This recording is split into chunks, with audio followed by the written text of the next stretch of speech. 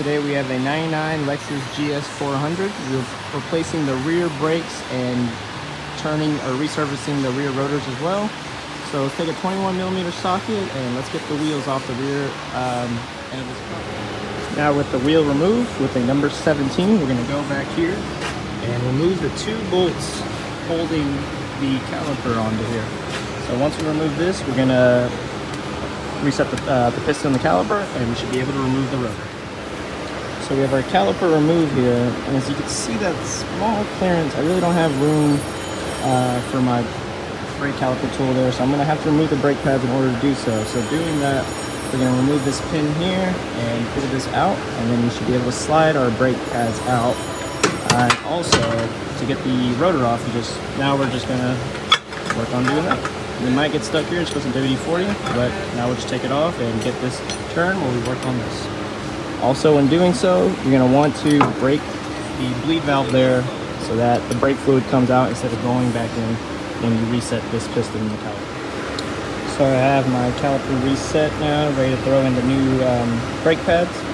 Just one little FYI, if you have trouble removing this pin, pretty much it'll be sitting in the like so. Just push this tab down and slide right out. So very simple, it just pretty much gets stuck right there, which is a good thing. So let's go ahead and put the new brake pads in. Just keep in mind the direction you brought it out. I mean, it only goes really one way, but just in case, just keep an open eye for what. All right, so I have my new brake pad in here, as you can see, with my pin and my cotter pin locking it in.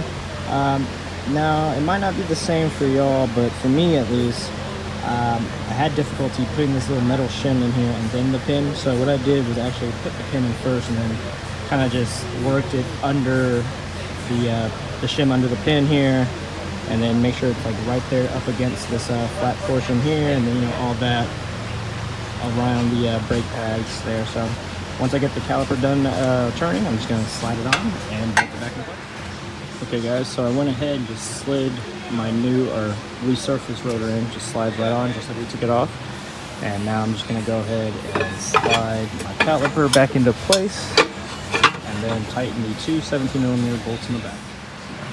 The caliper is now bolted on. Just going to put the wheel on and top off the brake fluid, and we're done. So thanks for watching. Please like, subscribe, more videos.